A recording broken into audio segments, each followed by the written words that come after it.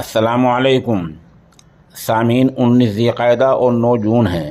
آج کی خبروں کی شروعات دارالعلوم وقف دیوبند کے طالب علم محمد ریان کی تلاوت کلام پاک سے کی جا رہی ہے۔ دراصل 24 گھنٹے پہلے اس عظیم ادارے میں بزم صوت القرآن کی انجمن ہوئی ہے، جس کی صدارت اسی شعبے کے استاد قاری محمد دانش جامی اور نظامت محمد سفیان نے کی ہے۔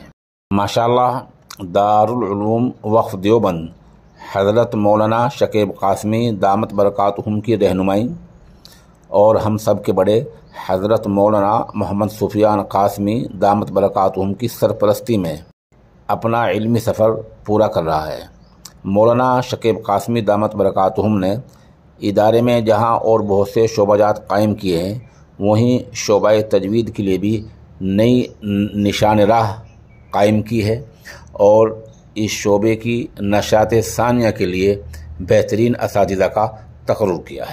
حالات تیور نہیں بدلے، نہ جانے ابھی حالات کیوں تیور نہیں بدلے، ابھی شاید کمی ہے کچھ ایمان کے اندر، ابھی شاید کچھ کمی ہے ایمان کے اندر۔ جناب قاری محمد ریان صاحب تشریف لائیں اور اپنی سریلی آواز سے ہم سامعین کو مستفید فرمائیں۔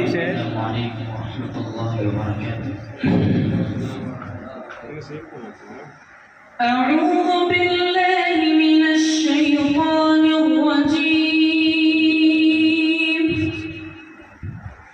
بسم الله الرحمن الرحيم،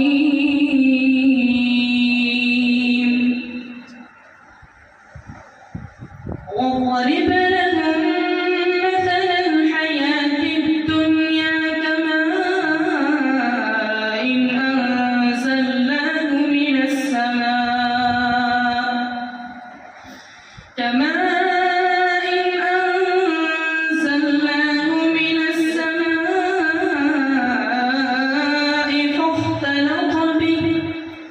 فاختلط به نبات الأرض فأصبح هشيما تذروه الرياح وكان الله على كل شيء مقتدرا.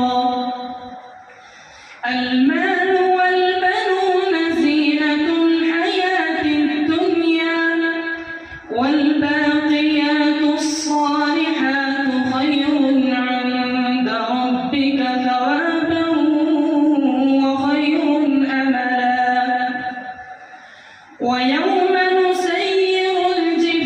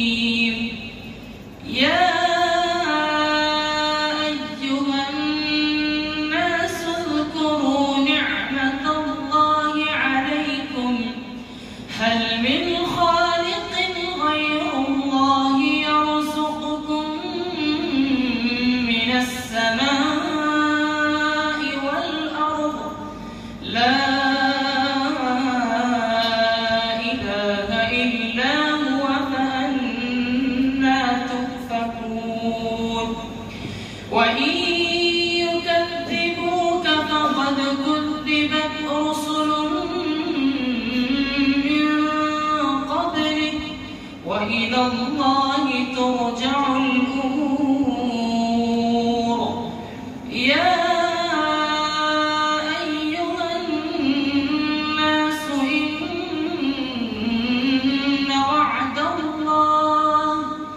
إن وعد الله حق فلا تغرنكم الحياة الدنيا ولا